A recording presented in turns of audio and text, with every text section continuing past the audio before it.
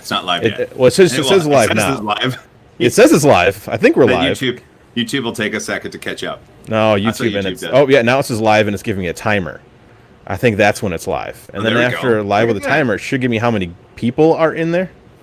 I see 43 waiting. It'll probably convert over to 43 actually watching. Oh, are they true? 3. I see 3. There's only 3 people watching. This is good. This is a good way to start. Is it? Yeah. No, there's more than 3. It takes a while to catch it. It says 43 on my screen. Oh, yeah, 43. Faster internet. You do have the faster internet. I have Comcast in Illinois. It's it works. It works. It's squeezing a lot of data through a really small pipe. Yeah. You know, I get 350 down and like 25 up. So okay, and I have to pay a lot of money for that because we have data caps. So I have to pay to not have the 1 terabyte data cap per month because I crutch that. Well, wait. With Comcast though, you can just pay the $50 to go to a business account, right, to get the data cap removed, or is that just in Washington? Yeah, you have to pay the extra per month to do that. So, yeah. So what normally would be like you would consider like, oh, there's 49. Would be normally like probably like $100 internet is like $175 a month. So it's just like, come on. They just nickel and dime you. Yeah, they do. I'm running on symmetrical gigabit. Ooh, I want your symmetrics. And we pay $80 a month for it. Yeah, that's way better than my 175. I couldn't say no. They offered it. I'm like, okay. Yeah, they don't give us gigabit in my town. They just like you live in the Midwest, you get nothing. All right, so everyone, this is Joel. Hey, good morning. This is the 3D printing nerd. He even has his own mug of himself. Yeah. I don't have a mug of me. I have a shirt of me that I'm not wearing right now, but he's got a mug. Hey, right now, you get to hear about it first. I've got a new logo coming. What? Is it sexy? It's more professional. That's silly. You don't need a professional logo. Well, I mean, it's more professional than just me typing letters in Photoshop. No, it's... it was designed in Illustrator, which is just crazy. Because I heard that's a program. Oh. I heard. Like, I know how to use Photoshop. Yeah. Photoshop makes sense, and you're compositing things. You know, you're a photographer. You know. Yeah. Illustrator is vectors. I don't know. There's lines and paths. And Oh, Llama's putting the first jab in. I have more mini-me's than you have mini-yous. But Joe has more busts of himself than I have busts of me. So I think it's fair. You want to see something that I never showed off? Uh-oh. Here it is. No, this is cool. So long ago, I did a video with Gillette and talked about their 3D printed razors. Oh my gosh! And then they sent me this. So they took the JoelBot model and then they moved it, I would imagine, in some sort of posing software. And then that is a razor receiver, like a Mach 5. Have you actually shaved yourself with that before? No, I haven't. It's hot glued to this base, and I just grow a beard and just shave a little bit. I think it'll work fine for like little cheekies. I think so. I think it'd be fine. But I thought that was interesting. So they made me one of those, and it takes the 5-ass blades. Ooh, I'm a 3-blade man myself because 5 blades just pulls too much hair, and I start breaking out like a crazy man. I use a trimmer. Ah, see, that works too. I did that today, so that way I looked professional. I could tell. For On the Hotbed. Look at that. Look at it. I like it. And so you should go full beard, though. I mean, I'm trying. Look at this. All right, so it is time for the heat up round. Are you ready to be heated up by the lightning round of questions? Heat me up, Chris. All right. Who is the 3D printing nerd? Is that one of the questions? Yeah. Oh, it's me. Nice. Who is you? Are you Joel Telling of the 3D? Yes, I am Joel Telling, and I am the 3D printing nerd. Perfect. In a battle of slicers, who would win? Prusa Slicer, Cura, or Idea Maker? I think Prusa Slicer. Ooh. Your favorite filament? My favorite filament right now, I have to give a shout out to my own. The Hi-Fi Blue from Protopasta. Nice. Just because it's mine. Yep. Just because it's mine. It's easy. Hey, that works for me. Favorite candy that isn't Haribo gummy bears? Milk Duds. Ooh, those are good. They're so good. They are so good because it's got caramel in the center and they're chewy. I call them my power pellets. Yeah. I'm also a fan of the sugar daddies or sugar babies because they're the Sugar same babies kind are of good, a little too. chewier. A little So chewy. if you got Little good bit more, teeth, yeah, if you got good teeth, sugar babies, bad teeth, definitely go for the Milk Duds. PC or console for your video gaming pleasures? iPhone. Good. Yeah, mobile gaming. I don't have time to play games. Oh. I know. So then if I ask you what your turnip prices are on your Animal Crossing island today, your answer... I know what that means, but I don't play Animal Crossing. Damn it. PLA or Pet G? It really depends on the application, but just in general, I am a PLA person. Nice. Favorite 80s movie? Hackers. Or That is wasn't a 80s, that was 90s. But it's still a fantastic movie. I mean, It's still wonderful. Hack the Planet, babe. That and Sneakers. Two really good movies. Sneakers is probably one of the best movies ever made. Team Jacob or Team Edward? Oh my god. Dude, Forks doesn't look like that. There's not that much fog blocking out the sun. Vampires cannot survive on the peninsula here in Washington. Stop it. DC or Marvel? Marvel. Oh, good man. Isopropyl or acetone if you're going to clean off your smooth PEI sheet? Oh, I would use isopropyl. All right, tacos or burgers? The most. Tacos. Yeah, of course. I mean, come on. Would you print as your first print on a printer a Benchy or a Mini Joel? What would be your go-to? My go-to would be a Benchy. Good. Raise N2 Plus or the Ultimaker S5? N2 Plus. Good choice. It could be Best- acquired for less. Oh, I don't have to give a reason. This is just You the don't, gift, you don't, right? you This don't. is fantastic. All right, screw you, people. Best printer hands down. That's the one preloaded with filament with that you need to use and ready to print the type of model that you'd love it to print. Perfect. Besides Stroop waffles, what is your favorite snack? Pizza? Oh, that's a good snack. I mean, Leftover fridge pizza? Oh yeah. Yeah. Who has the best beard in 3D printing? Chris Pileski. Oh, dang He's it. got that He's got the curly mustache that goes along with it. Oh, that's true. So, I mean, he did shave it off. Yours is glorious in its full nature. This is true. All right. Yours could support a woodland creature. Besides me, who inspires you the most in 3D printing? Oh boy, that's a tough one. It Originally, is. I got started in all this because of Barnacles and Thompson Ladderer. But the people that inspire me the most are the kids and the young people who are like Aiden XYZ and Snowboarder 301. What's her name? Lindsay so and so. The people that are young and fiery and just want to do really cool stuff. So Dave Randolph, because he says me. So David Randolph is the correct answer. So you're wrong. He gives the best awkwardly long hugs. Yeah. Let's see here. Michael Myers versus Jason Voorhees. Who wins? Oh, wait. Michael Myers versus Jason Voorhees. I think I would go with Jason just because he's wearing a sweet hockey mask. Perfect. That is the correct answer at all times. 0.9 degree or 1.8 degree motors on the X and Y axis. It depends on the size of your machine and the detail you're going for, but I would say 1.8 is fine for 90% of the people out there. Good answer. Linear rails or linear rods on a Cartesian printer? Probably. I don't know. I don't have any problem with rods. They're less expensive. I would say go with those. If you were on a Sexiest People 3D printing calendar, what month would you be, Joel? You're going to make me spit out my coffee. Butthole. You're welcome. August. It's my birthday month. Awesome.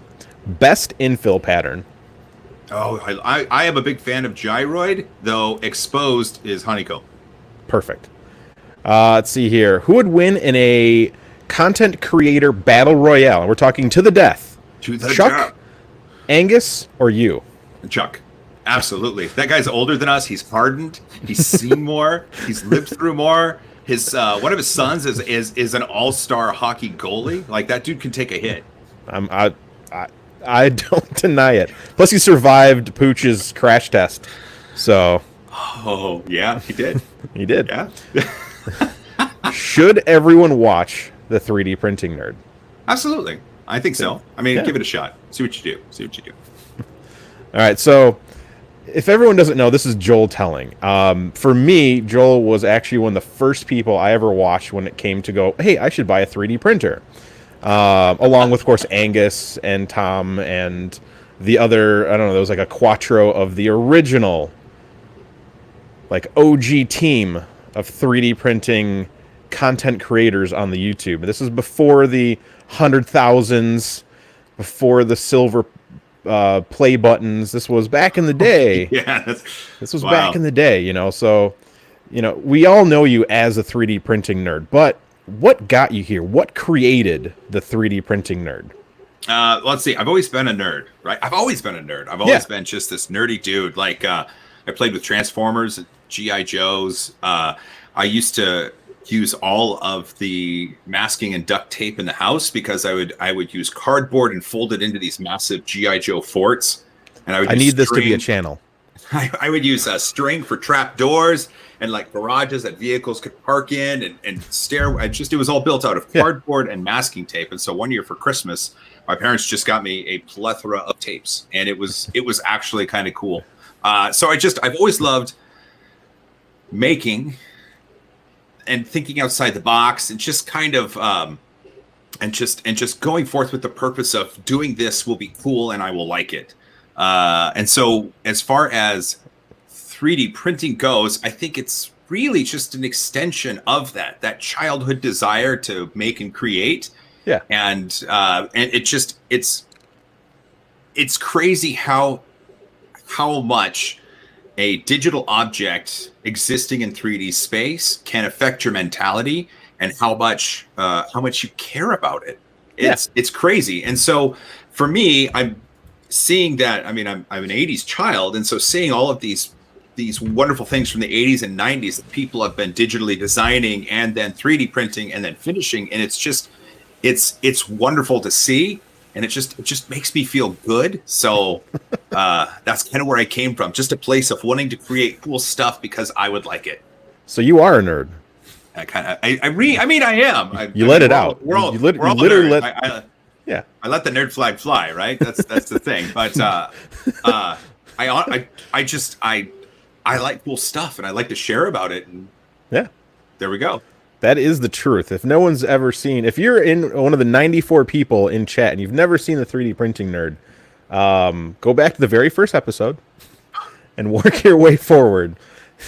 No, it's probably start halfway in and definitely start at the beginning. Always start at the beginning. You have to watch the bad, notice the good. Let's see here. The first video is it's just a phone video of my FlashForge Creator Pro. That's more than I had for my first All right, so as you've noticed, we've jumped into the harder questions. There are 10 harder questions. You've answered the first one with flying colors. Sweet. It is a harder question, you know, and it's more involved. I think more in depth, I think is a fair assumption. Yeah. So moving on with the more wordy answered questions. You've been doing this for a while, Joel. Not an old joke, but you've been doing this for a while. You're the seasoned, grizzled veteran content creator in the 3D printing realm. When you dropped your first YouTube video, did you see yourself here? Absolutely not. 100% not. The whole goal of dropping the first video was just because I was excited and I wanted to share about it. Mm-hmm. And the whole point of getting into 3D printing, one of the first things I thought about was I had a GoPro and I filmed my kids while they're running around. I want to be able to hold it better, so I'm going to build a rig to hold it. And so I just wanted to share that, right? I built that and I shared it, and then some people were like, hey, that's cool. When's your next video? And it's like, I guess I'll make another one. And so it just kind of snowballed into this. I 100% never thought this would be a job for me. I always thought that I was just going to be creating some fun videos on the side while I was a software developer, right? Easy enough. I could go through life just drinking my coffee on the way to work, or when I get home, make some fun videos, and life is good. But then the amount of time it takes to create more quality content obviously is a lot. And sometimes you need people to help, like Sean or David. And now we get to this place where I hate using the term influencer, but I'm looked at by certain content creator people and certain companies as someone who has experience within the industry and can evaluate and help. Yeah. So then I don't know. I legit landed here. There's no playbook for how to get here, and there's no playbook to how to do it. I'm just going to keep trying to do what I do, and then we'll see if it works. You're a doer, a maker and a doer. I'm a doer. Yeah. There's a video for that. What is a doer? Isn't a doer? A doer? Isn't a doer a thing? Like I have no idea. Isn't a doer like a... Yeah, Scott has the best answer. Plan. Do YouTube videos get invited to Czech Republic? That's honestly how... that's not bad. I mean, that was a good time. Oh man. Well, that was an excellent answer again. So let's deviate from the Joel into the product. Okay. With all the printers you have, you've experienced a lot of printers. You've touched them, you've used them, you've printed with them. You might have even broken a few, like I have. Well, I've broken a lot of printers. Which is your go-to printer? If you were to walk into a room and you had a project to print, which one of your printers would be your go-to printer? Be like, okay, I need this done now, and I'm going to go pick this one. I've got 3 right now that I can easily assign that. So right behind me, right up there. Yeah. Right up there. That's a Prusa Mark III. Yep. And that, as long as I wipe down the bed with isopropyl alcohol beforehand, it just goes. Whether it's PLA or PET G, which is what everybody prints with, it just works. And it goes. Like I haven't maintained it. It just sits there, and like if I need to print something, like right now, there's that lid enclosure that can clasp around the IPA tank for the SL1. I printed it in PETG from Greengate, and I remember I was like, I'm going to print that, and I went beep beep beep, and then I just let it go, and then it printed. And that is the definition of a Prusa. So then, second though, is my Taz 6 with my ItWorks 3D toolhead on it. So it's using an E3D, I think, Aero on there. Okay. And after I put that new spool holder on the top, it reduced the horizontal size of the machine. And so now, like with that tool head, they did a great job creating it. The extrusions are wonderful, just perfect. They lay down so good. That bed holds onto stuff because I mean it's grizzled like I am. I've sanded it down and I've wiped it down. And the spool just coming from the top, I don't have to have a lot of space for it. So it just like I hit go on that thing and it prints. And that's one of the wonderful things about that. And so that has a prominent place in the garage. And then the other one is it's just surprising to say this. It's the Raise 3D E2. Okay. So the N2 Plus, the Pro 2 Plus, those machines, big, scary, expensive machines, they work well. They have their problems, but they work really well. The E2, it doesn't matter the material I throw at it, and it doesn't matter the length of the print that I throw at it. It just goes and it does a really good job, which is why I really, really like that machine for maker spaces or educational facilities, once it's safe to go back, just because you could throw a bunch of stuff at it and it works and it does it well.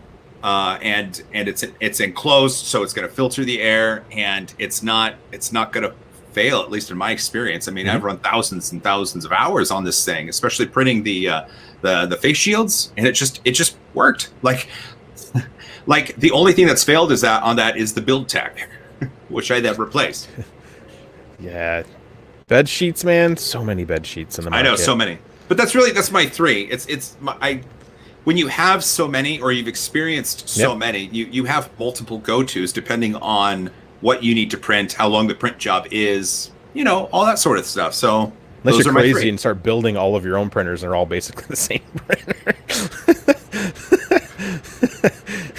They're like your kids. They're all similar, but slightly different. See? Yeah. I unfortunately have to purposely make them all different because everyone would be like, "Chris, do you have a firmware for that?" I'm like, "Yep, I got a firmware for that. Yep, I got a firmware for that one too. Yep, I got one of the Hemera. Yep, I got one of the Hemera. You got one of the Bondtech? Yeah, I got one of the Bondtech. Got one with a regular extruder? Yep, got one of the regular extruder.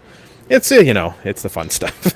Well, like I said, it's just like kids. One of your kids might have your eyes. One might have your legs. One might have your nose. It's like I hope none of them have my knees. That would be horrible. That'd be a very slow child.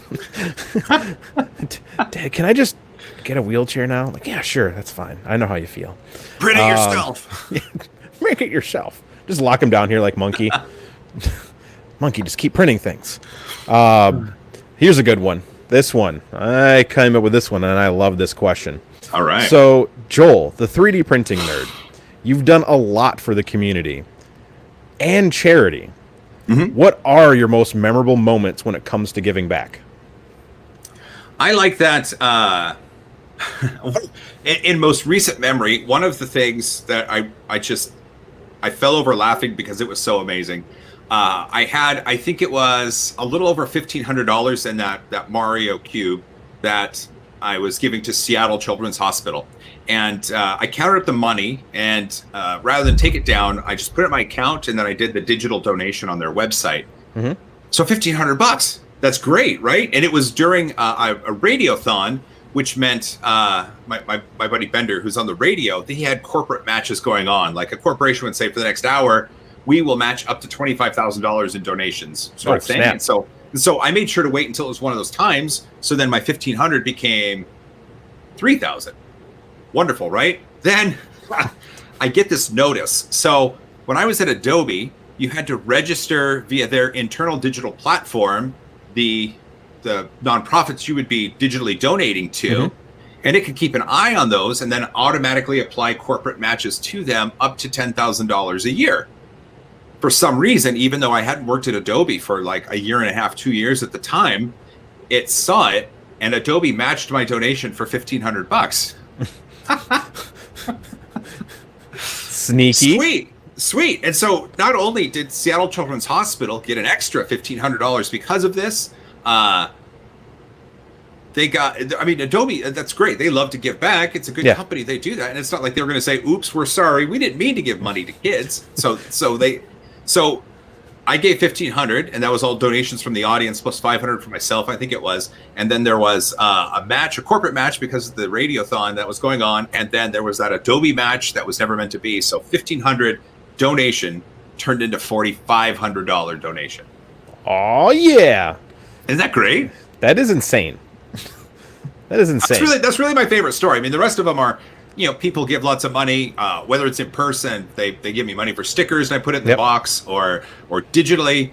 That reminds me, I need an address to send you the sticker for the Oscar Mike donation.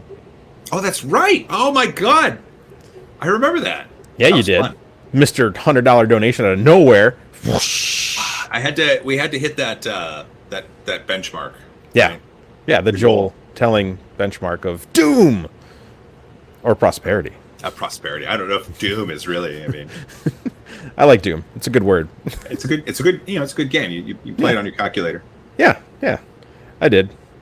I can't wait for Skyrim on my calculator. Just saying. Jeez, dude. Oh man. Okay. So let's dig deeper into the 3D printing nerd. There's a lot of content creators out there. A lot of them in the 3D printing space. What sets the 3D printing nerd apart from the other content creators? Now, I have my opinions on this, but I'll let you go first.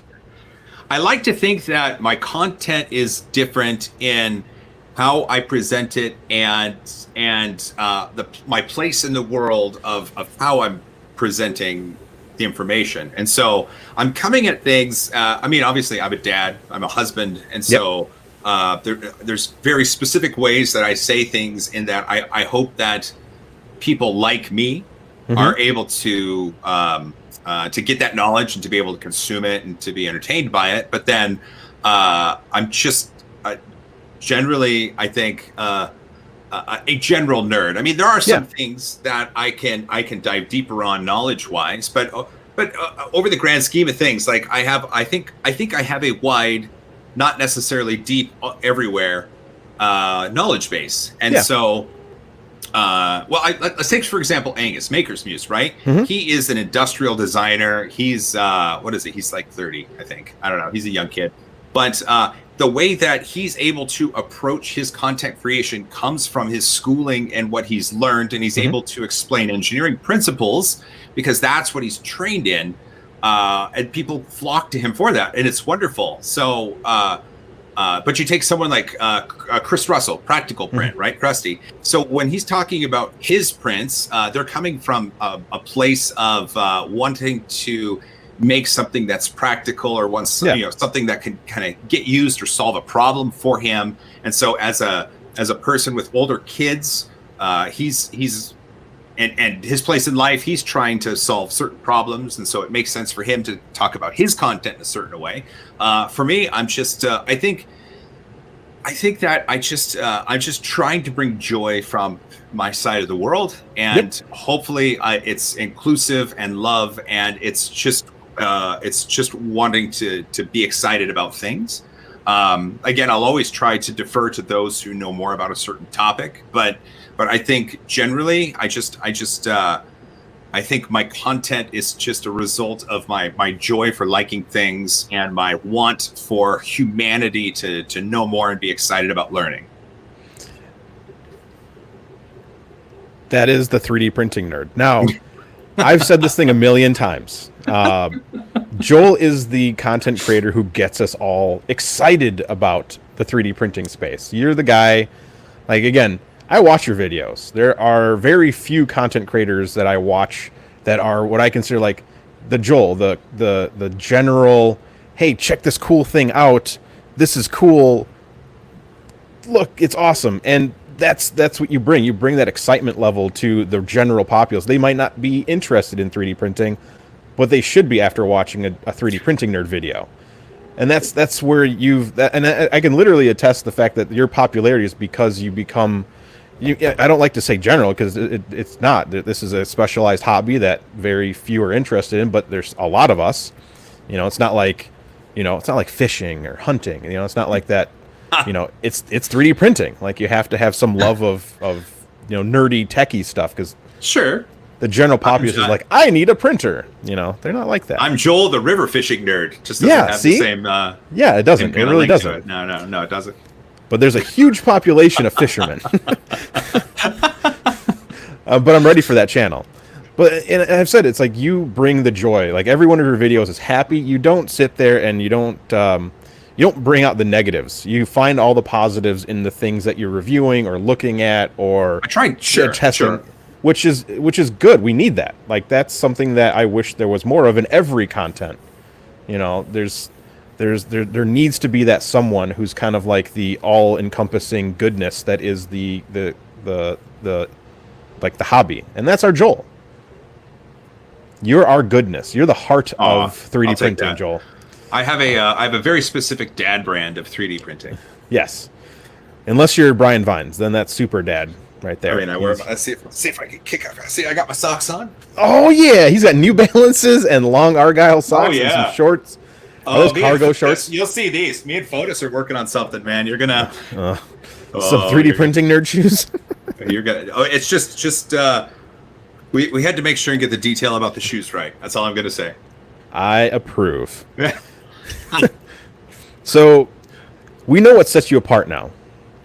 But what is something that you as a content creator want to improve upon? What is Joel? What do you think the 3D printing nerd is lacking and he needs to improve upon? I think that I'm always striving to make content that is better suited to tell a proper story. Yeah. I think that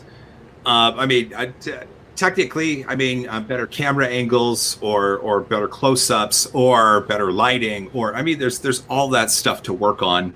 But I think inside, for content creation, what I need to work on is a better way to make the story I'm telling flow, so that it's because it's a hard balance between telling someone what to do and just sharing in my excitement to doing something. Yeah. And I want to make sure that I'm always trying to come across as sharing an excitement rather than instructing someone what to do. I remember I did a cold pull episode on the Ultimaker 2 Plus, and it was well received, and I think people liked it. But that was one of those things where I'm doing a process, and I know some people might necessarily know how to do it, and so it's an instructional or a tutorial way of presenting content. But at the same time, I was excited to showcase this, and I want to make sure it came across as me having fun doing something. And so I think as long as I can continue to always try and find the best way to tell the story and to make it flow consistently, I think that's something I'm always going to be working on. The correct answer is there's nothing that you need to improve upon. I don't know about All right, so this is another deep question into the 3D printing nerd. The last one that has to deal with the inner workings of the 3D printing nerd. What do you consider your greatest failure during your career as the 3D printing nerd? I think as my career of 3D printing nerd, probably my greatest failure is my inability to say no to Kickstarters. I think, just to preface that, I think, and unfortunately others had failures in a similar area, but I think that I, along with others, were too quick trying to get content out as soon as possible for the Kodama Obsidian. Mm-hmm. You know, the $99 cheap little 3D printer that everybody was supposed to own, and then they raised over $1 million in crowdfunding, and we all know that it still hasn't been delivered. And I know that's a sore spot with a lot of people, and I have to apologize about that. But I think that mentally I was driving hard to try to be first to deliver content about that, because I would get the clicks, which would then result in the views, which would then result in more revenue, right? So I was trying to do a job where doing it faster and better meant more revenue. Yeah. And so as a company, as someone whose job it is to make money by creating content, that's a positive thing to strive for. But I think that I didn't put enough thought behind the subject of the content or the long-term ramifications of doing something like that. That's tough. The reason that, so I've turned down lots of Kickstarter machines recently. I did accept the CR6 because with Creality, the Kickstarter, I think we all know that was more of a pre-order system than a Kickstarter. Yeah. They're a solidified company that can make the machine no problem. I know, whatever. I'm glad I did. And I'm glad I was able to showcase that machine. I think it performs well. The real test will be when a non-pre-production machine shows up. The one that I purchased, the one that I backed, when that shows up, if I can get it out of the box, and if it prints as well as the pre-production machine, then we know that that was a success, and I can kind of rest a little bit easier. I know it's not an Obsidian situation, but at the same time, it's still one of those things where I promoted a Kickstarter. And so I've set forth a policy now where that was the last one, as long as it's similar circumstances. I mean, if Ford Motor Company came out with a Kickstarter and wanted to pay me money to promote it and use it and try it out, I'd have a really hard time saying no. Yeah. Because Ford probably has a few dollars. They do. There's a good chance that their company isn't make or break depending on how much money they raise via a Kickstarter. But if if a small company wanting to get into 3D printing is trying to create the ultimate low cost machine, and you just have to pledge $99 via Kickstarter, and don't worry, we'll have it to you in 2 years. I don't think that's going to see the light of day on my channel. It's tough because, as someone who you have your content. The content I make is definitely for the guys who are like, what is the craziest thing that we can attach to this printer right now? And let's test it and see if it actually works. So I have that same issue. It's like, okay, here's this new hot end. Does it work? Does it do anything different than another hot end? I mean, in the long, in the short, I guess the shortest way to say all hot ends print equally well if you pick the right settings. I mean, let's be honest. But it's when and that's where it gets hard, because I'll recommend something and it's somebody be like, well, I get crappy prints out of it, and it's like, well, yeah, I didn't make any money off of it besides YouTube, but it's just like, it's hard. It's really hard to say because you want to have something cool to test and you want to talk about it. If you're having a really good experience with it and you tell everyone, there's always going to be that little bit of flack when it doesn't work for a certain subset of people. And I like those subset of people because, again, you can maybe learn why it doesn't work for them and then maybe improve it. But, it doesn't always work that way. Well, I think that's why I gave the I said the little thing at the end where I'm like, this is my experience. Yeah. And others like Stefan or Joe or Devin at Make Anything or the people, they had different experiences from me. And so I just wanted to make sure that everybody everybody got to hear multiple sides before making a decision. Yeah. And that's actually why it's awesome being in the printing community, because there's so many, like there's Joel, there's Chuck, there's Angus, and then there's, the Chris Riley, the Chris Russell, all the other. So you got everyone from different experiences. So some are super techie, some are more nerdy, some are more in the middle, some are like super science, So you can maybe find the content creator that matches like what your brain level works. You got brain waves. You got to match that sometimes. So we're done with the hard-hitting questions, and you've done so well so far that we've only got a few more, I believe. So that way we won't destroy you. Just words. They're just words. Okay.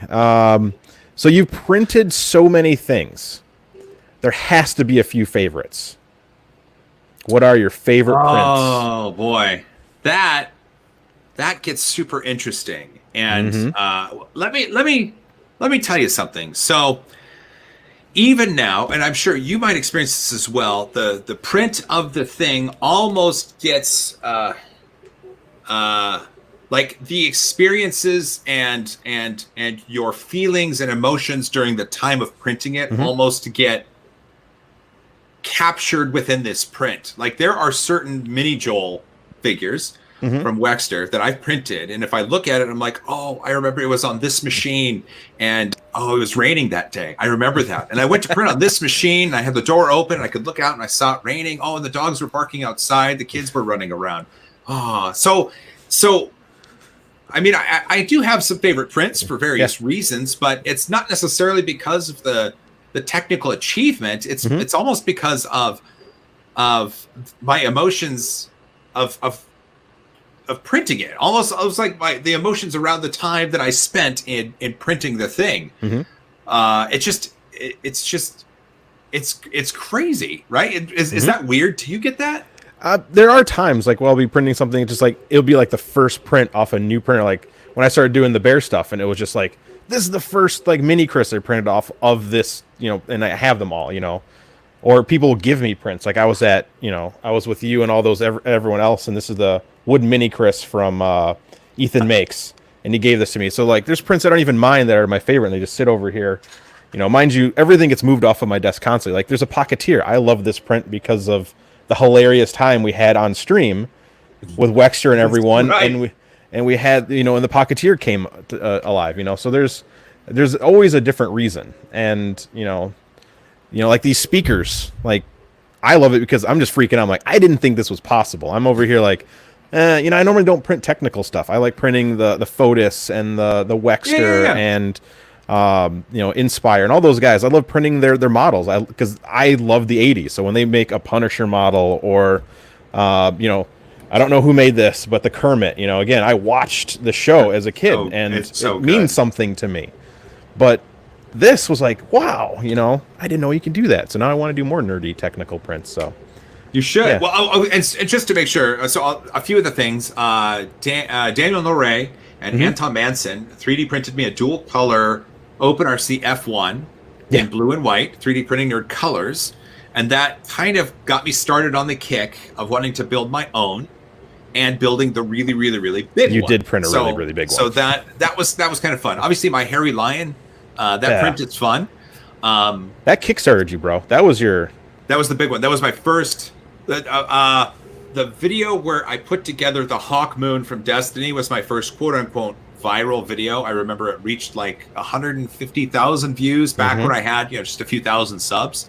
The Hairy Lion is the one that went. That was my certified. It's over 3 million views now. Yeah. That was for some reason that went nuts. It's a giant hairy lion. Come on now. It's a giant hairy lion.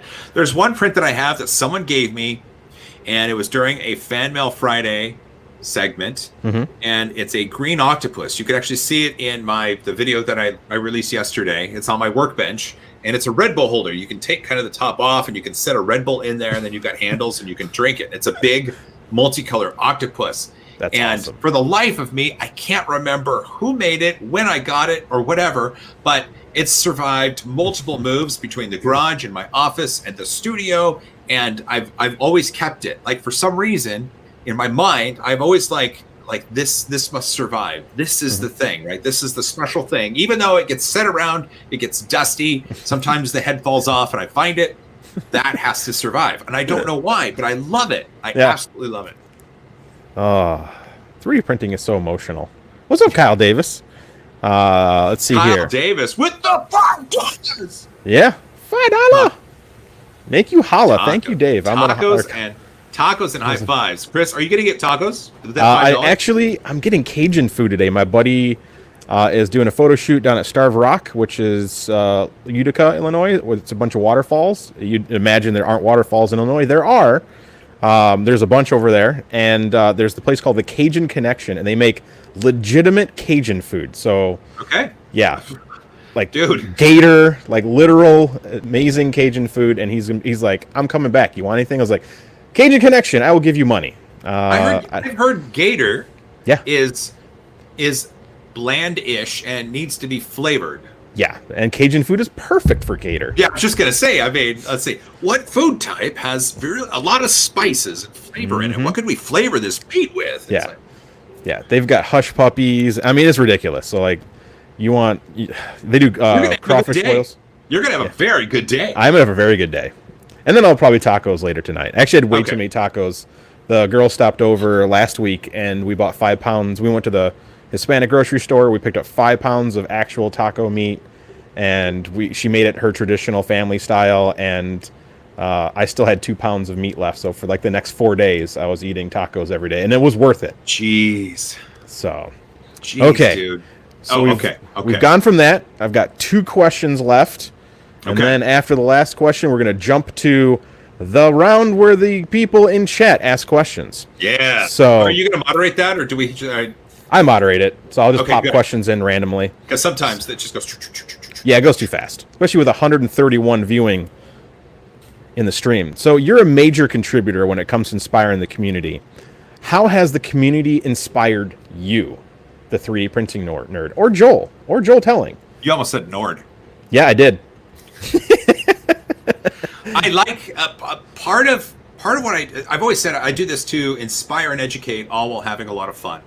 And part of what really inspires me is hearing from the people who've been inspired by the work that I've done. I remember, I don't remember who it was at Murph, but I remember someone came up to Sean, because Sean was there with me, and talked to him, and Sean's like, dude, come here. And so he said, he couldn't come up and talk to you himself, but he came up and he told me about how he was feeling low and wanted to end it and was just in a really bad place. And your videos were the one that picked him up, and he enjoyed watching them, and he got started in 3D printing and has found new purpose in life. Right? How do you consume that sort of information? How do you correlate you having fun to essentially saving someone's life? Right? How do you do that? But beyond that, there are tons and tons of younger people who have been inspired by what I'm doing to get started. I hear from a lot of different younger people who have talked with their parents about, they said I can get my first 3D printer. A lot of times with a lot of the machines that I'm sent, I mean, that's just too many. And so I'm able to donate them to kids in the community who wanted to get started. Do you remember that Monoprice machine that I did the review on, the little tiny one? And I said at the end, I'm going to give it to some 10-year-old kid. My wife's cousin's coworker, his kid, 10 years old, had saved $400 to get started in 3D printing. And I was like, no.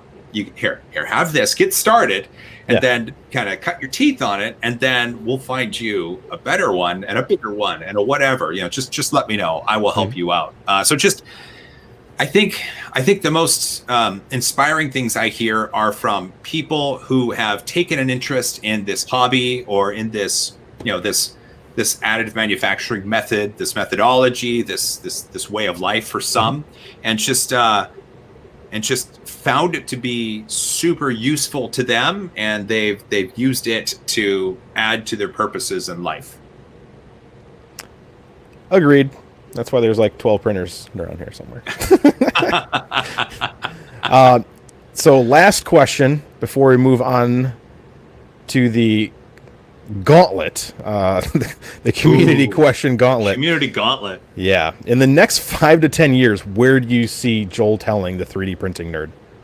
Let's see. So in 5 years, I will be old. Really, yes. I hope that whatever I can do in the next 5 years, I can sustain this growth and reach more people. In the next 5 years, I would like to travel more. I think that it would be amazing if I could take a trip to the International Space Station and do a quote unquote review of the 3D printer on the space station. That would be dope. How just in my style. I mean, obviously somersaults in 0G sounds like a lot of fun. Yeah. But also, I mean, they have a machine there that does work. I hope that I would love if the future held more sort of traditional methods of content delivery for me. Like, I think that if there was a way to produce an inspirational and educational television show around this, I think that like 2 years ago, it wasn't the right time. But now and going forward, I think we're starting to enter that period where more and more people know about additive manufacturing, and more people are working in the field. I like to say right now, I'm preparing the young people right now for the jobs that don't yet exist. Like I imagine all of these kids, these really smart kids in schools, in the junior highs or the high schools or whatever, working really hard, going to college or trade school. Like they're gonna get out and they're gonna find this growing market of additive manufacturing jobs globally that they will then have this amazing pre-knowledge of, right?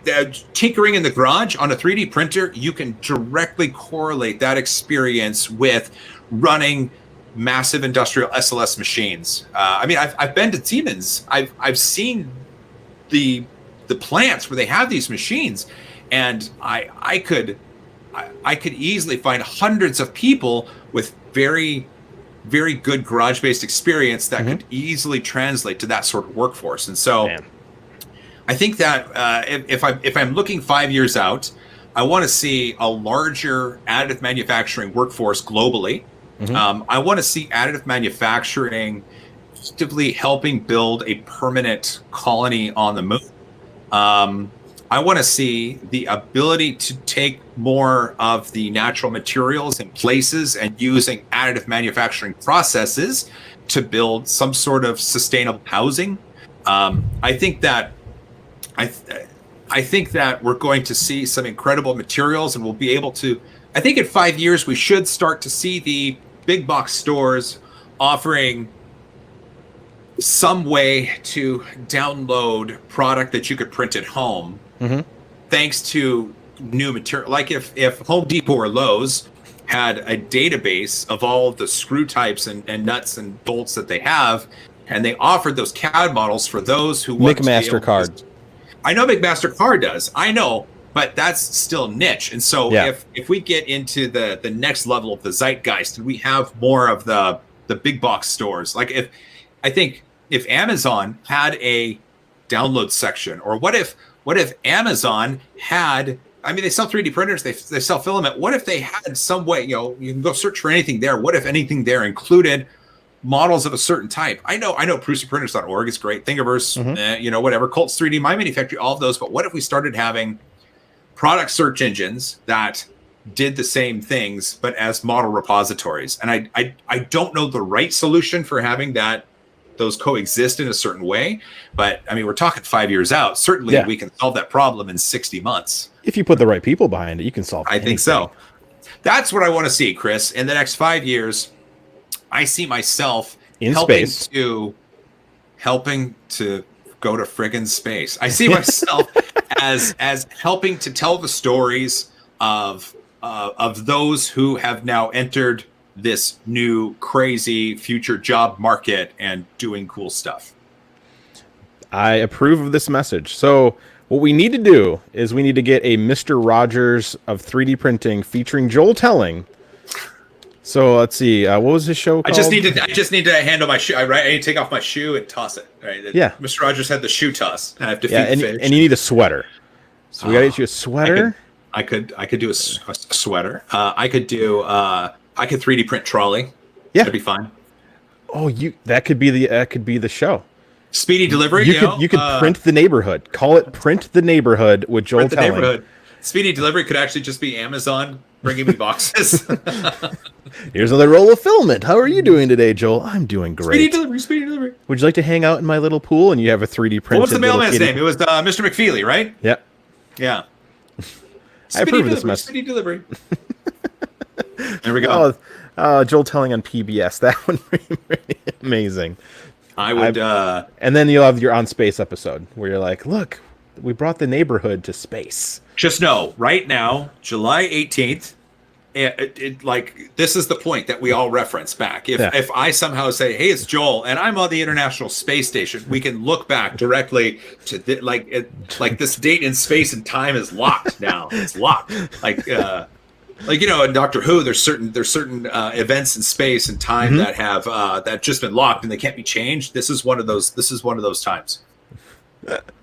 Oh, I approve of everything that was just stated. So, PBS, if you're watching, let's get this man on this man. There we go. This direction. Let's get that guy on PBS with 3D printing for everyone. Jolly Time with Joel. I think it's a horrible name. That'd be fun. All of those other details, those can be worked out. That's not a problem. It's just like going to space. Yeah. Going to space and looking at that printer, that's the easy part. It's the logistics of getting there that are the hard parts. Troy threw in $5, which is going to go towards Cajun food and high fives. Oh, ever considered taking? And this is a good spin because we're on to the gauntlet. This will be the first one. Joel, have you ever considered taking your positive message to writing a book about printing? I have not. I don't. Let's see. What's the right way to say this? I don't read. I mean, I read. Stop it. I can't read. I don't. For some reason, written words don't really. I can't. Like, I read Ready Player One. Mm-hmm. As a kid, I read Where the Red Fern Grows, which is a sad book about the dog dying. What else have I read? I read the guy that played who was in the Army of Darkness and other Sam Raimi movies. Bruce Campbell. Bruce Campbell. I read his autobiography. He was local here about an hour ago. Which Doctor is your favorite Doctor Who? I am a David Tennant man myself. I really like David Tennant, but because my daughter got to talk to Matt Smith, he's still like, and I've met him. I've met Matt Smith, and we got to hang out for a bit. So I like David Tennant as the Doctor, but Matt Smith always has a special place in my heart. I think that's fair. Let's see here. Come on, people. Oh, here we go. Oh, Star Trek or Star Wars? Why do we have to decide? I mean, I enjoy the Star Wars movies and the universe that's built there, but honestly, I'm a Next Generation person. I like Star Trek Next Generation. That was like what I got to see on Sundays. Like Star Trek Next Generation, that was good. But the new Trek stuff with Chris Pine as Kirk, love it. I did as well. I actually watched it before wrestling on Wednesday because it was on TNT. Oh, that's right. Fun fact: Chris Pine, he's like 6'4", 6'5". He's very tall. I met him. He's tall, and he is one of the kindest people you've ever met. Wait, that's coming from Joel. That's really hard to see someone kinder and gentler than Joel. It was amazing. He was a good dude to meet. And from Mike, from Never Let the Machine Win, what is your second favorite color? My second favorite color, it's the color of the donut I'm going to put into my mouth. I like, it depends. I mean, Mike, your orange is pretty good. I do like orange, but also reds and yellows, greens. So you like colors. You're not a colorist. Yeah, it's neat. I've had both eyes blocked with cataracts before, and so I've had the surgery to remove the cataracts, and it's crazy. So a cataract, it clouds the lens, and it makes it so you can't see, but gradually. Imagine continually stacking really thin layers of tissue paper over your eye, and that's kind of what it's like. And so I remember, and this is hand to God, this is the true story. I remember getting my cataracts removed the first time, and I remember that I had to wear the patch over the eye. It was my right eye. My left eye was okay. My right eye had the patch. And so I remember I had to wear it for a couple days just so everything was starting to heal up. And I went to the doctor to get the patch off. They took it off. And I remember stepping out of the doctor's office, and I was waiting for my dad to pick me up. And I remember I looked at the tree, and for the first time in like a year, I saw things in 3 dimensions. Like branches were coming out at me, and the colors were fantastic, and the way that the light and the shadows played. No joke. I'm outside my doctor's office just staring at this tree on the phone like, have you seen trees? They're amazing. This sounds like a Chris Farley movie. Oh my God. It was so true. It was so true. So I have a very special relationship with colors just because I love being able to see. That is a bonus. Dr. Jekyll says, what is the biggest tech advancement in 3D printing do you see in the next 5 years? That's a really good question. I think what we're going to see is an advancement in materials. I think we're going to see materials get refined into materials that people can print at home easier. I mean, we're always going to have PLA, and I think we're going to see these new sort of roads into materials that have specific properties for engineering or design uses, or materials that can aid in the building of houses or cars, or we designed this new material so that it could be easier printed in a situation with less gravity than Earth, and it does this thing. I don't know. I think the story is going to be in the materials, because we have the hardware to be able to melt stuff, and we have the hardware to be able to cure stuff, and so there's going to have to be more stuff. I don't know. It's like the tires that were first made back in the 50s. Those or 40s or whatever tires were first made. The tires of today, they're different. They're tires, and they're cavemen made tires. Come on now, we know that. But, stone wheels. That's right. Yeah, that's right. When the first rubber tires were made, and the tires of now, it's not just the tires that we have. I mean, every tires, there's rubber, but there's materials inside to help strength, and the patterns on the outside help with grip and to be able to funnel the water away if you're going over a puddle. And you just made us excited about tires. Tires are cool, man. David Randolph, who's your favorite non-3D printing Ute viewer? Ute viewer? Yep. Ute favorite viewer? Yep. I like. Boy, who do I watch? Let's see. Let's just go and look at my subscriptions. Let's do that. Just because that's gonna give me the. I subscribe to a lot of people. Let's see, who do I got? You know what? I really like the Corridor Crew channel. Corridor Crew, because it was Corridor Digital, and then they had their second channel, which was like the Sam and Nico channel. Then they rebranded it to the Corridor Crew channel, and it's just fantastic what they do. They're a good bunch of guys. Ren's my friend. Ren on the Corridor Crew channel he's a friend of mine, and so just seeing all the stuff that they're able to do, I love it. Heliox Lab, Axel, and in France. She's not a specific 3D. I mean, she covers some 3D printing, but she does a lot of other making stuff as well.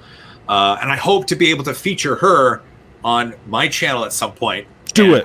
I think it would be awesome if I had a non-English speaker on my channel. I think that would be brilliant. Like if we collaborated on something, and everything that she did was in French, because that's her language. She doesn't speak English. She speaks French. And I mean, we could subtitle it or whatever. I think it would be amazing to have non-English speakers on my channel. Approved. Mars Gizmo asks, what printer do you prefer between $1,000 and $2,000? We're talking the spendier ones. That's a tough range too. That's tough. That's the range of the Prusa SL1. I've been having a lot of luck with that, and so I know it's expensive, but it's really easy to recommend because it seems to work. It just seems to work for me, which is great. Boy, that's an interesting range. Like once you get above $999, what do I have? What have I used? Yeah, I mean, there's the Delta from Monoprice. There's the. It's just such an odd price range. I have the Artemis, right? The Artemis is that? Yeah, the Artemis is under 2,000. Yeah, that is a great printer. 2,000 now. That is like I could stand on that thing. Yeah. While it's printing, and it wouldn't have a problem with it. It's built insane. And CME CNC makes some amazing printers. What about the Railcore kit? Because Dave is carrying that now at Printed Solid, right? Yep, and that's over 2,000 for the kit. Is it? Okay. Shoot. Yeah, again, it's a really tough range. Like, yeah, I mean, at least the kit you want.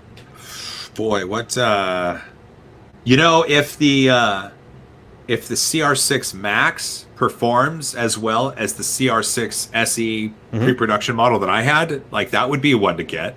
That's right. So it is. So Dave just corrected me. It is under 2,000 for the main kit for the Railcore. So Railcore's in there. I mean, you get a lot. The DIY core is technically under 2,000. What's the DIY core? So the guys who make the Kratos, they made a Core XY system that you literally build. So you just go on their website, like I want a 300 by 300 rail, Core XY, and then you just pick the parts for it. And he has different bed types, and it's just literally just pick whatever parts you want, and then they send it to you, and you build your printer. So that's really cool. It is really cool. I really want to get one. I'm just, unfortunately, this time of year is not the time to do it because I can't work full time. What is your favorite hand tool for working on your 3D printers? Asked the Justin.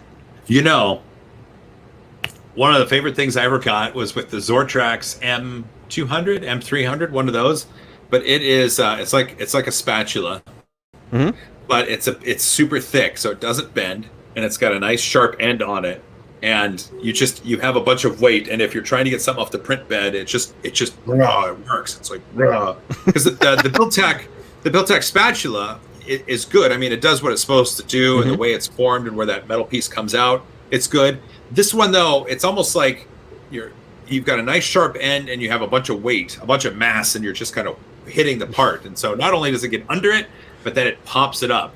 And so it's one of those where if you have a bed full, like a TAS 6 bed full of parts, I can just go, and it just goes, and it just picks them all off. I can imagine just making that sound every time too. I make sounds. That's true. I do make sounds. Amanda asks, Joel, what is the simplest printer for students to start on in elementary school? Oh boy. Typically for elementary schools, you have to make sure they're a bit safer. Honestly, for the low side of elementary schools, I think some of the smaller machines like that Monoprice Cadet or the Voxel, or God, I hate saying the Robo, whatever the Robo one was, or the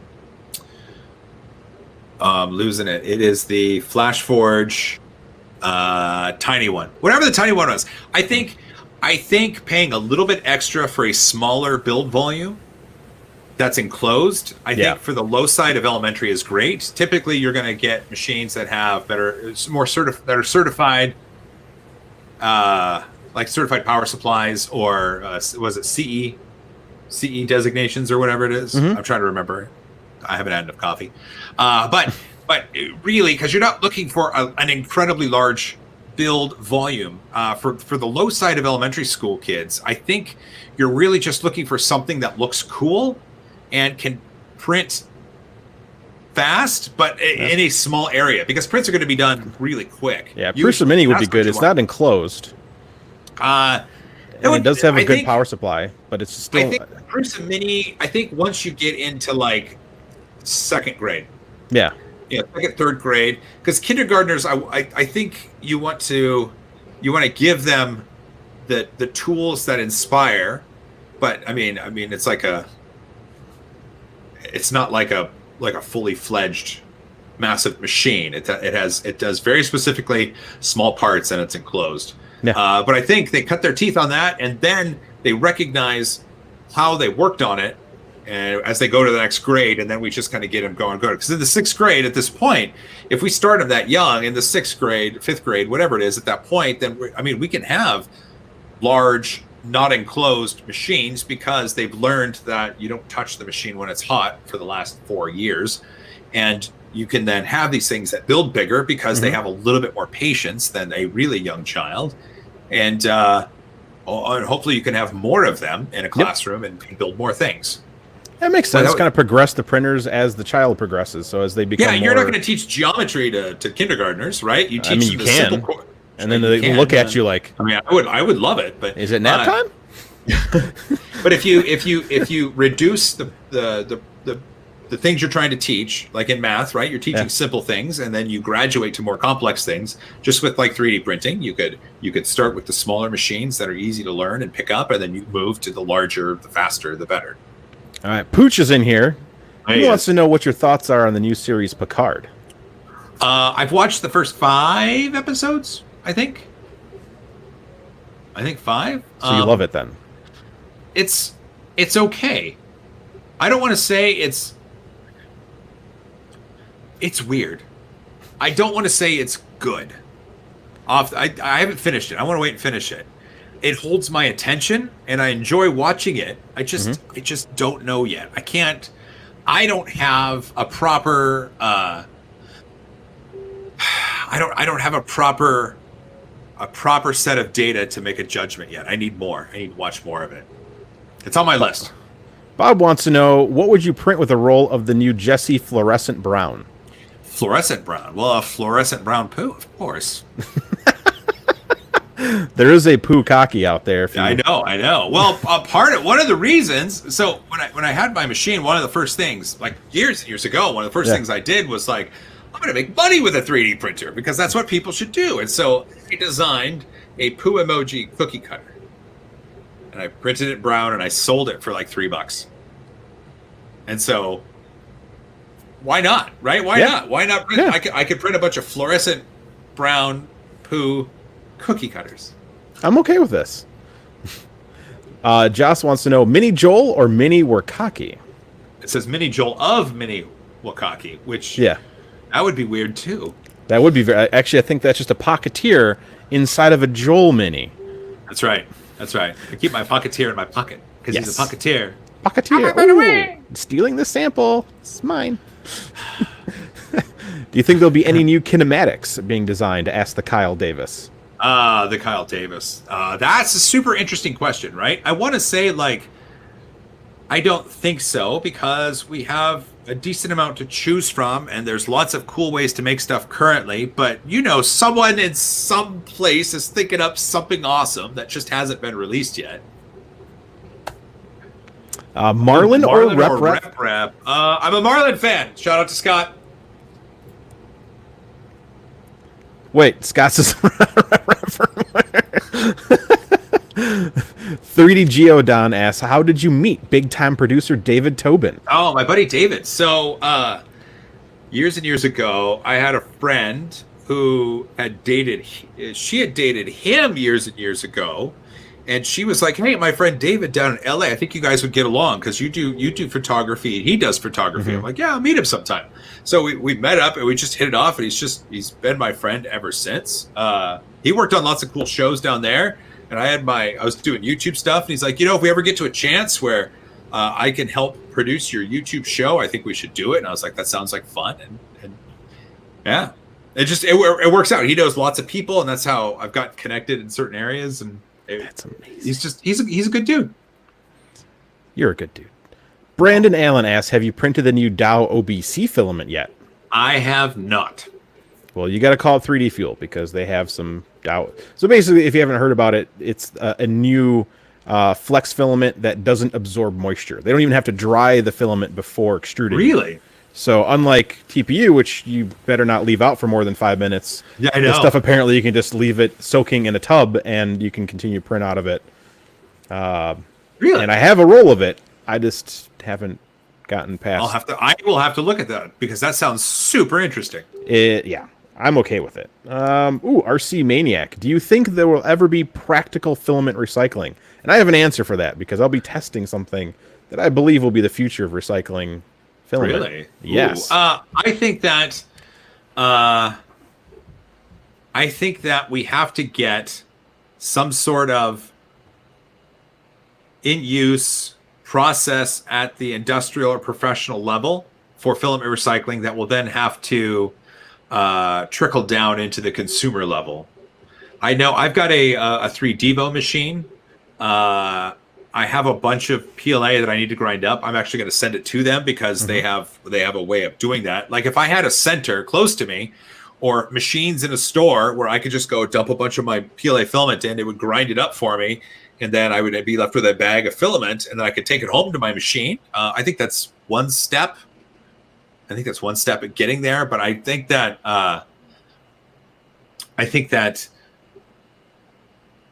oh man, I hope we do. I just don't know when or what it'll look like. Approved. WOFO Rider asked, Joel, why did you decide to do this stream? Because Chris said, hey, you want to do a stream? And I was like, sure, I'm going to do a stream. It's literally, I called him on the phone. Okay. I was like, let's do this. Guys, he we're picked going to up the do phone. It's the blue phone. And he's like, Yeah. Joel, because that's how we talk on a blue phone. Joel, you want to do a stream? It's because And you and I then printed little cans in high five blue with string. Little and blue we're like, can. And then I'm like, Hello, Chris. Hello. and he's like, hey, you want to do it? Oh, you want to do a stream, Joel? And I'm just like, yes. I'm out of voices. I took that way too far. There's like 7 voices in the world. Let's see here. I did What it else? because it sounded like fun. Why not? Yeah. What else am I going to do Saturday at 10 o'clock in the morning? There's a bunch of people who are like, sleep? you should do more. Will you do more streams, Joel? I am. Okay, I can tell you. I'm working on a plan to be able to stream 5 days a week. Oh, that's amazing. Will you be in a hot tub? Some of the time. Perfect. It's in its infancy, but I'm working on a way to get that done where it would be like an hour stream 5 days a week. I That's what I'm approve. working on. I think it'd be fun. Probably like on Twitch. Twitch is like a daily streaming platform, right? Yeah. Probably Yeah. on Twitch. All of us crazy people do it on YouTube 7 days a week. I mean, I will get some going here on the YouTubes. If I get if I have my dedicated streaming spot set up, I mean, it's easy enough for me to just point the stream at whatever service I want. Not Mixer. Ha! All right. Let's see here. And I think that's all the questions Okay, cool. that I've seen that aren't. Yeah, everything looks good. Yeah. Would love to see more content about the Philobot, says the Tristan. Okay, sure. Put Philobot in contact with me, and then we'll see what I can do. Tanny says hit him up on the Twitter.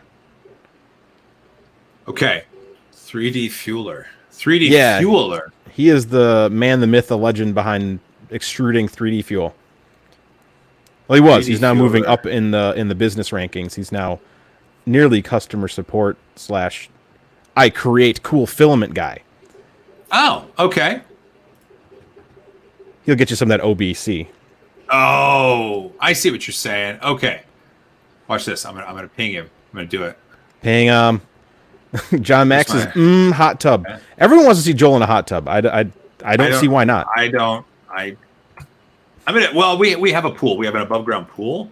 I might stream from that. It might happen. My goal is to get as many content creators from. I've had Joseph Prusa, I've had Joel Telling, I've had Dave Randolph. The goal of the On the Hotbed is to get every level. So we got to have our super everybody knows, and we got to have those people that maybe people don't know. Got to spread the love. But there maybe could be anniversaries, like when Joel is on the International Space Station, we can stream. Oh my God! Can you imagine? Oh my God! Can you imagine? I can. I'm imagining it right now. Chris, go back. Highlight this one from Robert Reynolds. Do it. Do it. Joel, do you approve of Chris or cocky lighting conspiracy. LOL, JK. That is fantastic. Here's what's awesome. And I want to make sure people understand this. Yeah. Like what this arose from was that video where I talked about the Spider Maker filament and having layer lines hard to see, whatever. And it spawned some side conversations. Chris talked about using a flashlight and the technical details about it. Here's the best part. Chris and I, we're both right. We're both right. We're both right in that. I am coming from an area of just being excited about something. Yeah. Like legit. The CR6 was right there. And I started printing with it. And it looked incredible. And I showed people in person like, wow, that looks really good. And so that's why I made that video. Chris isn't wrong in saying that there needs to be comparisons to other materials. I fully get that. He says that shining a flashlight against the grain kind of gives you a better indication of what the filament is about. And I don't disagree. It's beautiful. Yeah. But I was just really excited. I was excited and I wanted to show you something that I was excited about. And then there's the technical side of things, right? Yeah. There's the technical side of 3D printing where Chris and many, many, many others are very proficient in. And so that's why I think that's where that came about. I mean, Chris, 140 and then 280 characters. It's super hard to get across a point in that sort of time. Yeah. And I know that certain Twitter conversations were harsh.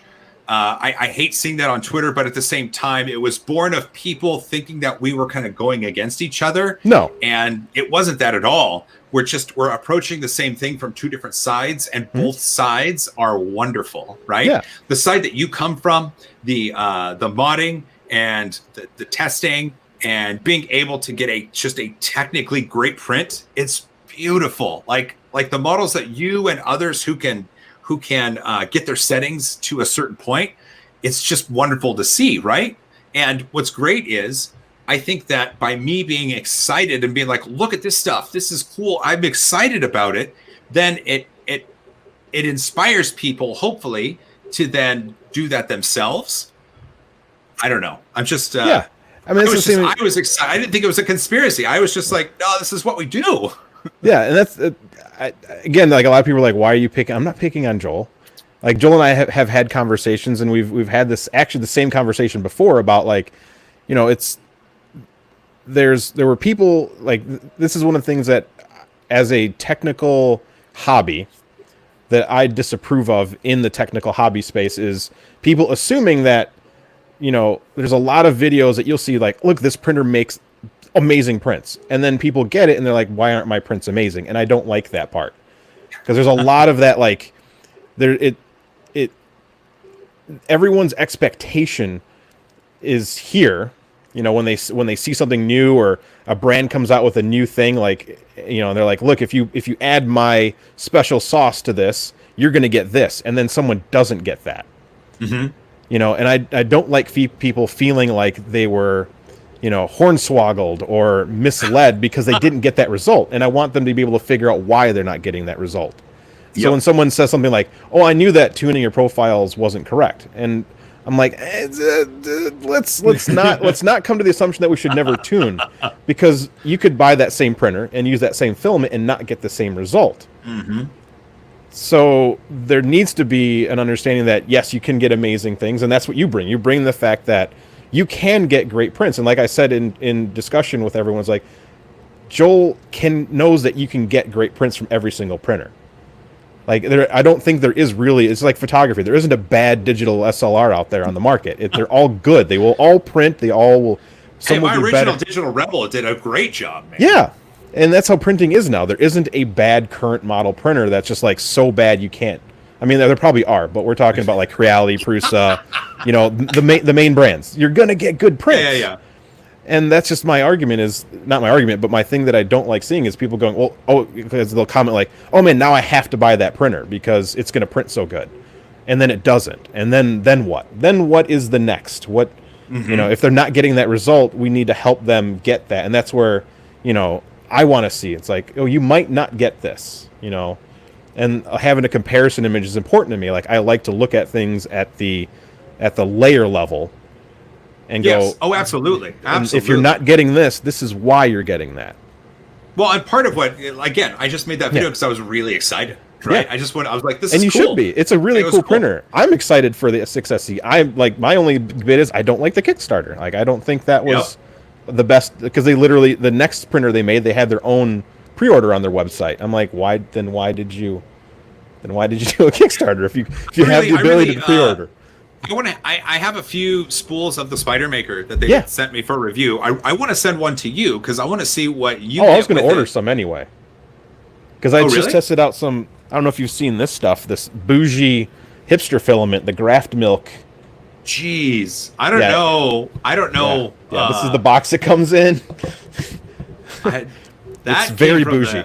Jeez, man, that looks fancy. I'm not dressed well enough to. No, handle yeah, that filament. yeah. And I printed with it, and unfortunately, it's not very good filament to my standards. I think for the $42 you end up spending after shipping, you should buy anything else. But Well, if you buy some, or if I can get you a spool of mine, I can send it over. You can Yeah. test it out. I just love to see what you get.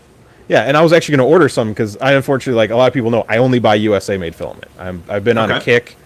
Like, I try not to spend money on things that aren't USA made because I love the fact that we have USA filament manufacturers and USA made printer companies. Like, I'd love to buy some CNC printers, some Taz printers, that new company that looks like a Taz clone, but it's actually just the engineers from... The Endeavor. Have you gone Yeah. to the website? Yeah, it looks amazing, and the printer looks amazing. Dave is like, dude, this thing prints better than the Taz. Like, he doesn't like saying that. He doesn't want to say it because he doesn't want to like ruffle any feathers. But it's, you know, Chris, I need you to go to syndaver.com right now. Going to syndaver.com. Yeah, you're on a laptop. Okay, good. Go to syndaver.com. Syndaver. There is a fleshy human moving around. Hold on. Slowly loading. I think everyone just jumped on everywhere. Sorry. Oh yeah, the fleshy. Because they're a synthetic cadaver company Yeah. that happens to also make a printer to print parts for their synthetic cadavers. But when you go to a synthetic cadaver company website, what should you expect to see? A synthetic human. A synthetic cadaver. Yeah. Like walking around and blinking. It's beautiful. I do need silky filament, Mike, made in the USA. Only Atomic makes USA made silk, but it's not that high gloss silk that we're so used to. They have like that medium, almost a satin sheen silk. Yep. So, and that's my push, is like I really want to get USA, makers and developers like excited, because they seem to be the niche. Like, if you go and ask someone what filament do you buy, you're not going to hear Atomic or a Filament One that often. You're going to hear Hatchbox and Overture and Amazon Basics and they're all good filament. Snow Lab. They're all good filament. Like, I have a hard time saying there's a really bad filament, except for one. There's one bad filament in the world, and I won't mention it because that's just rude. But or polymer. So getting people excited about USA brands is something that I love. So, but I will order some Spider Maker. So I just keep my China buying filament down, because even this bougie filament says, unfortunately, it's the Apple product, designed in Brooklyn, New York, made in China. So bougie filament that's very stringy and unfortunately very oval. So it prints poorly. Oh no. Yeah, so the print quality between it and my Paramount matte PLA is, they're not very good. Oh, yeah. Okay. But I love the Spider, and I saw the Spider Maker stuff. It looks really good, and that's the thing is, like, again, I watch my Joel videos to get excited. Like, if I'm having a bad 3D printer week, because I started printing for people. Like, I print parts, carbon fiber CF parts for people for their Bear printers, for their Mark III printer upgrades, and if you need really sexy carbon fiber PETG prints, I got you. Like, that's my thing. But Looks good. when you print like 5,000 of those, you just kind of get bored, and like, you watch a Joel video, you get inspired. And I saw it, and I wanted to get some Spider Maker filament, so it's on my list. Okay. So don't send me anything yet. Know. Okay, you just let me know. Yeah, I will buy some. It's on my list. And someone just asked, Chris, what was the name of that Taz? Like, oh, we already mentioned it. It is the Syndaver Axie. Axie. And it is really cool. It's not 1.7, 1.6. I've had that filament before. was actually 1.8 to 1.70 oval. This is 1.75 to 1.72. So if you measure it one direction, it's 1.75. Turn it 90 degrees, it's 1.73-ish. And then as you go down the filament, it changes. So you can never calibrate the filament. It could be 1.75, 1.75. And then you go a little bit further, then it's 1.7. Yeah, and it makes a pattern when you print. So you might think it's like a z-axis issue, but it's actually the fact that it's oval. So you actually get a repeating pattern through the print, and it just printed poorly. So I'm sorry, dude. Man, That sucks. there's 300 rolls of filament down here. You're gonna have some bad filament every once in a while. That's true. All right, Joel. Last words. We've had the audience questions, the gauntlet. You've passed the lightning round. You've passed the in-depth questions. Okay. What is the final Joel thoughts of the evening? I think I want to put a challenge out to the audience. I think that it's an interesting time around the world. Mm-hmm. Certain people impacted more than others, but I challenge you to watch 5 creators that you like and leave a positive and or constructive comment in the comment section. That's my goal. That's my challenge to you. My goal is for you to find 5 creators that you watch, whether or not you're subscribed or not. I just find 5 creators. If you enjoy the content, I would like you to leave a positive and or constructive comment in the comments. I just saw the comment you shared from your YouTube video comment. Humans are neat. I had a fun one that was like, you should get a better camera. And I was like, you buy a better camera and you make the video. I mean, that's always my answer. When someone says you should do this, I'm like, then you do it. Well, I don't have the software. Buy the software. It's that simple. You do it. You should do this. It's like, go do it. Let me know, and I will go take a look, and I will subscribe to your channel when you do. Yeah. And then crickets. That's always my answer. So everyone, so that's your challenge. Everyone, you have to watch 5 creators, right? 5. Yep. And leave a positive and or actual constructive. Now, when we mean constructive, we don't mean you suck, because that is that is a comment. I wish you didn't suck as much. That's not constructive. Yeah, that's not. It's like, hey, wouldn't it be better if we talked about this and explain why? That's how a constructive. As a photographer who's done art gallery shows, and also has an art gallery, constructive criticism is amazing. It usually is more than 3 words, or 1, or 2. It's usually a sentence, a good structured, with a capital letter at the beginning. I wish you didn't suck as much is not the same as I watched your episode and I would like to offer my advice for this part. Maybe try this a different way. Yep. So you don't suck as much. I don't know. Yeah, you can throw it. Yeah. Yeah. And Just Pooch agrees. So we got Pooch. He's not going to run you over with his spool writer now. No. He would do that. Not to me. We need a 2-seater spool racer so that other people can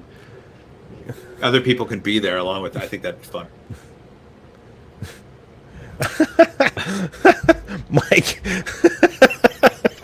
Mike had the best answer, and then of course, where'd Amanda go? There's so many comments coming. Wait, I can't say I love this. You can. That is a positive answer. Sure, that is super positive. Absolutely positive. But that is a good one too. I wish you sucked more so that people would watch my channel. That's amazing. That's amazing. Just go to some incredible video and be like, oh my God, you guys, why can't you just suck more? Because I need more viewers. I would take that comment. That's an amazing comment. Oh, you guys suck at being bad at helping the community. Oh, man. Oh, apparently Carl has a 2-seated 3D printing spool racer. Oh. I think we should have 3D printing pod racers and just push people down hills and see who makes it to the bottom, if at all. One of my goals is to build a 3D printed Mario Kart that I can sit in. Oh my God. And then have foam turtle shells that I can throw at people.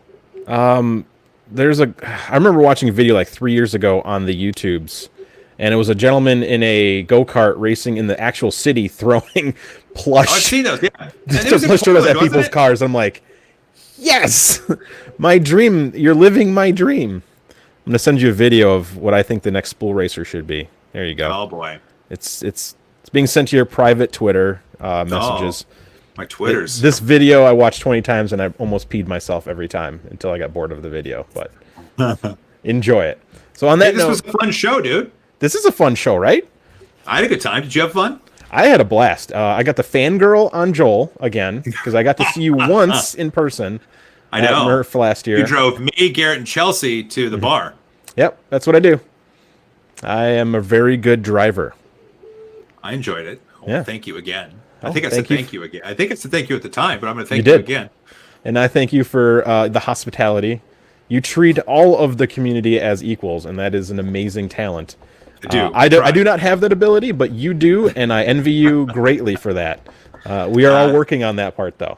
As long as we all try to help each other be better, I think that's all we can really ask for. I think there should be a hashtag, be more like Joel. No. Just be more betterer. Be more betterer. That is. Oh, we got Jim from the Edutech. Oh, he's got the little one in his arms. Joel, you should make some more babies. Shut the... No. We're done. We have 3. Dude, I don't need any more. Yeah, but you can do a channel about teaching like an infant how to 3D print. That's right. I mean, that's right. That's missing. We're going to have a 4th kid because then it's a business expense. And don't forget, everyone, hashtag launch Joel. Launch Joel. Tag Elon Musk. I saw send Joel to space. That was good. Launch Joel's even better. Yeah. So yeah, let's go ahead and tag Alon, and let's tag launch Joel and tag Joel Telling, and let's see if we can get Joel into space. That'd be amazing. Like, don't forget, safely. Yeah, safely. And don't forget, watch your 5 videos and leave a positive and or constructive criticism. Popcorn. I always have your wife laughing. Renee is an angel and a saint, and she's the most loving 3D printing mom ever because she hops in our streams sometimes and she giggles. She's right upstairs. I'm in Bob's basement. Uncle Bob, I'm in his basement. Mom's Uncle upstairs. Uncle Bob in the basement? Jeez. Yeah. Monkey's over there. So Jordan's over there. He's on that side of the basement. Dan lives next door. We're all at a fun neighborhood. Laughing at me. I just want you to know, Renee was laughing at me. Hi. Renee laughs at everyone. Oh, there she is. Yep, she was laughing at Joel. Yep, 3D printing babies is a tax write-off. Yes. I mean, who knows at this point? Maybe. Yeah. All right. Joel, thank you so much for being on the Hotbed. This was a lot of fun. I appreciate the conversation. It's really cool to be able to say some fun stuff and hear from people watching. So thanks for everybody that joined us. That was good. Thank you. High five, Joel. This way. Wait, crap. Let's see. High five. Against my wall. There we go. We did it. We high-fived. My hand is so big compared to yours. Yeah. But I'm so tiny compared to you over here. I'm like, yeah. Wait, hold on. I got the... This better? Whoa. Oh, look at that. Here, wait. No. Here, wait. Ready? It's like I'm in a Zoom meeting. You're so perfect. Hey, guys. I'm doing work. Code to you. Yeah. What? Just drinking my coffee, yo. Oh. I'm so glad I haven't had to do a Zoom meeting. I've only had one consult via online streaming. Let's see. The end. I'll put you right here. There we go. All right. Good night, chat. Bye, everyone. Good night, Joel. Bye, dude. Good day? Yeah, good day. Bye.